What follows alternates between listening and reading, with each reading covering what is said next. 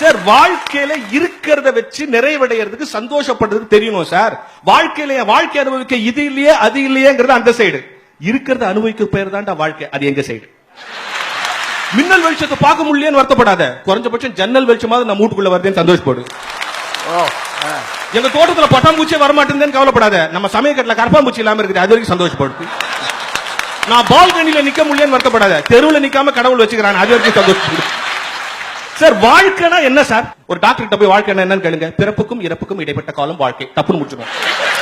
ஒரு சன்னியாசிட்ட போய் வாழ்க்கை என்னன்னு கேளுங்க, வெந்ததை தின்கிறோம் விதி வந்தால் சாகுறோம் அவன். ஒரு நடிகன் போய் வாழ்க்கை என்ன கேளுங்க, சார் மார்க்கெட் இருந்தா மேக்கப் இல்லைன்னா பேக்கப் அவன். ஒரு அரசியல்வாதி கிட்ட போய் வாழ்க்கை என்னன்னு கேளுங்க, முதல்ல எலெக்ஷன் அப்புறம் கலெக்ஷன் அவன். என்ன மாதிரி டீச்சர் போய் கேளுங்க வாழ்க்கைனா என்னன்னு, டிஓ வந்தா திண்டாட்டம், டிஏஆர்னா கொண்டாட்டம் நம்ம. அப்போ வாழ்க்கைனா உண்மையிலே என்ன, எங்கேயோ இருக்கிறத தேடி போறது வாழ்க்கை இல்ல சார். அன்றாடம் வாழ்க்கையில் சின்ன சின்ன அனுபவங்கள் வருகிறதே, அந்த அனுபவங்களை ஏற்றுக்கொண்டு வாழ்க்கையை நகர்த்தி கொண்டு போவதுதான் வாழ்க்கை. எல்லாரும் சொல்றாங்க நாங்க எதுக்காக ஓடுறோம், குடும்பத்துக்காக ஓடுறோம், பிள்ளைங்களுக்காக ஓடுறோம் சொல்லுவான். குடும்பத்துக்காக ஓடுகிறேன் என்று சொல்லவர்கள் மறந்து விடாதீர்கள், நீங்கள் அந்த அவசரத்தில் குடும்பத்தை விட்டு ஓடிக்கொண்டிருக்கிறீர்கள் என்பதை மறந்து விடாதீர்கள். உன் பிள்ளைக்கு நல்ல சாப்பாடு போடணுங்கிறது முக்கியம் தான்டா, அதோட முக்கியம் உன் புள்ள கூட உட்கார்ந்து சாப்பிடணுங்கிறது முக்கியம் இல்லையா? நாளைக்கு உன் பிள்ளைக்கு வாங்குகிற சிம்மாசனம் இருக்கட்டும், இன்றைக்கு உன் பிள்ளை தொட்டிலை ஆட்டுவதற்கு நீ தேவை என்பதை மறந்து விடாது. சில பேர் ஓடிட்டு தான் எதுக்கு இவ்வளவு தூரம் ஓடி வந்தோம் நினைக்கிறான். நிறைய பேருக்கு தொடங்கிட்டு சில பேர் முடிக்க முடியாம இருக்கிறான். இந்த டிவி சீரியல் எல்லாம் பாத்துக்கிறீங்களா, 500 வாரம் 600 வாரம் தொட்டு முடிக்க தெரியாம முடிச்சு நிற்பான். ஒரு ப்ரொடியூசர் கேட்கறேன், என்ன சீரியல் முடிக்கலையானா, அது ஆமா சார் முடிக்கணும், எங்க தொடங்கணும் எப்படி தொடங்கணும் தெரியல, எப்படி முடிக்கிறதுன்னு தெரியலன்னா. நான் உடனே ஒரு ஐடியா சொன்னேன், அதெல்லாம் கவலைப்படாதரா, ஒரு சீரியல் முடிக்கணும்னா என்ன பண்ணணும்னா, அதுல வர ஒரு கேரக்டர் கதையை முடிச்சிடணும். ஒரே வாரத்துல சீரியல் முடிச்சிட்டான். எந்த கேரக்டர் கதையை முடிச்சீங்கன்னு கேட்டேன். சார் எந்த கேரக்டர் கதையை முடிக்கிறதுன்னு தெரியல, பேசாம டைரக்டர் கதையை முடிச்சிட்டோம்.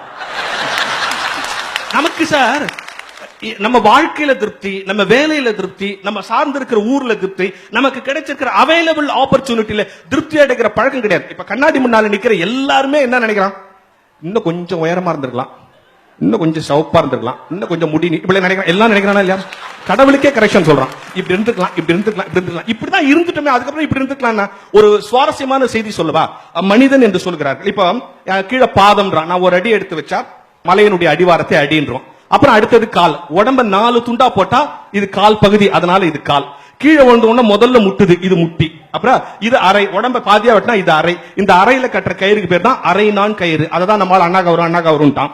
இந்த அறையையும் இந்த காலையும் தொடுக்கிற பணியை செய்வதால் இது தொடை. அதுக்கு மேல வயிறு வர்றதெல்லாம் கொஞ்ச நேரம் இங்க இருக்குது, வா இரு, அதனால இது பேர் வயிறு.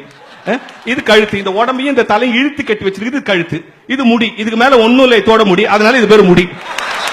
கடவுள் கச்சிதமா தான் நம்மள பச்சுக்கிறான், நாம தான் அவனுக்கே கரெக்ஷன் சொல்லி உட்காந்துக்கோம். இப்போ எல்லாம் கேட்பாங்க, அதெல்லாம் ரைட்டு, நீங்க சொல்றது ரைட், அப்ப நாங்க முன்னேறக்கூடாதா? நாங்க முன்னேறணும்னு ஆசைப்படுறது தப்பு இல்லையா? நாங்க வாழ்க்கையில் இப்படியே இருக்கணும்ன்றியா, அப்படியே பிறந்த மாதிரி இருக்கணும்ன்றியா, வாழ்க்கையில முன்னேறக்கூடாதான் கேட்பாங்க. முன்னேறணும் தான். பயணப்படுவது வேறு, பதட்டப்படுவது வேறு. ஒன்றை நோக்கி பயணப்படுவது என்பது, அதுக்காக பதட்டப்படுவது என்பது. வாழ்க்கையில என்ன சார், நல்ல வீடு எது, நல்ல வாழ்க்கை எது? கடன், பகை, நோய், இந்த மூன்றும் எவன் வீட்டில் இல்லையோ அது நல்ல வீடு. கடன் வரக்கூடாது என்ன பண்ணணும், நல்லா உழைக்கணும். பகை வரக்கூடாது என்ன பண்ணணும், எல்லாரையும் நேசிக்கணும். நோய் வரக்கூடாது என்ன பண்ணணும், சாப்பிடுறதுக்கு முன்னால யோசிக்கணும். பதட்டப்படுற அவசரத்துல என்ன ஆயிடுது, நீங்க ஆளா பறக்கிறதுனால உங்களுக்கு கடன் வருகிறது, கடனை அடைக்க முடியாதனால் பகை வருகிறது, ரெண்டுத்தையும் நினைச்சு நோய் வருது. இதெல்லாம் தேவையா? என்னைக்கோ நடக்கிற பளபளப்புக்காக போய் அன்னாட வாழ்க்கையில் இருக்கிற கலகலப்பு எழுந்துடக்கூடாதுன்னு தான் நாங்க சொல்றோம். நான் பெருசா சாதிக்கணும் ஒண்ணு வேணாம் சார். மழை பெஞ்சிச்சு மெட்ராஸ்ல, பெருசா பங்களா கட்டினா 10 வருஷமா பக்கத்து வீட்டுல இருந்தவன மொட்டை மாடியில மீட் பண்ணிக்கிறான். ஹலோ, நீங்க இங்கதான் இருக்கீங்களா? நானும் இங்கதான் இருக்கிறேன். நீ 10 வருஷமா பக்கத்து வீட்டுக்காரனே தெரியாம வாழ்க்கை என்ன வாழ்க்கை, என்ன பெரிய வாழ்க்கை யோசித்து பாருங்க. எங்கேயோ போய் சம்பாரிச்சு பாஸ்புக்ல இருக்கிற பணத்தை எல்லாம் கொட்டி இங்க ஒரு வீடை கட்டிட்டு அதுல வசிக்க முடியாம அந்த வீட்டை பேஸ்புக்ல பார்த்து உட்காந்துக்கிறான். இது தேவையா? யோசித்து பாருங்க சார். நாளைய பற்றி நம்பிக்கை தான் வாழ்க்கை அவங்க சொல்லுவாங்க. அதே மாதிரி நாளைய பற்றிய மர்மமும் வாழ்க்கை சார். நாளைக்கு என்ன நடக்குன்னு தெரியாது. இன்றைக்கு வாழ்க்கை நிஜம். நமக்கு சில விஷயங்கள் உண்மையே தெரியாது, தெரியக்கூடாது, தெரியாம இருக்கிறது தான் நல்லது.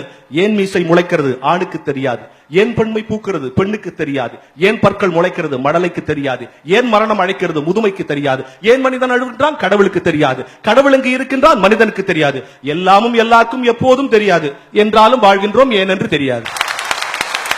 சார் மகிழ்ச்சினா என்ன, மன நிறைவுனா என்ன? இப்ப நீங்க எல்லாரும் கை தட்டுறீங்கல்ல, இது மகிழ்ச்சி. இப்ப இந்த கூட்டத்தை விட்டு வெளியே போகும்போது அந்த பட்டிமன்றம் போனோம், நல்ல விஷயம்லாம் சொன்னாங்க, கரெக்ட் தான், அவங்க சொன்னதெல்லாம் வாஸ்தவம் தான், ஆமாமா அதை நான் கூட அதை ஒத்துக்கிறேன் அப்படின்னு சொல்றீங்களா, அது மன நிறைவு.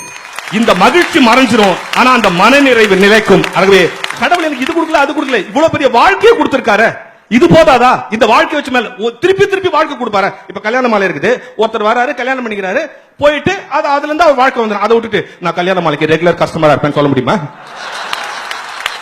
அவரு ரெகுலரா வந்தாலும் தப்பு, இவரு ரெகுலரா பண்ணி வச்சாலும் தப்பு. எதுக்கு ரெகுலரா பொண்ணு கேட்டா? இப்ப உங்க யாரையாவது மேடையில கூப்பிட்டு உங்க கிட்ட எல்லாம் என்னென்ன இல்லன்னு சொல்லுங்க, கடகடன்னு எல்லாரும் சொல்லிடுவீங்க. என்னென்ன இருக்குன்னா கொஞ்சம் யோசித்து தான் சொல்லுவீங்க. ஏன்னா இல்லாத விஷயங்களை நினைத்துக் கொண்டே இருக்கிற நாம் இருக்கிற விஷயங்களை இழந்து விடுகிறோம் என்பதுதான் உண்மை. எனவே கனவில் வருகிற ஆப்பிளை விட கையில் இருக்கிற நெல்லிக்காய் நிஜம். நன்றி, வணக்கம்.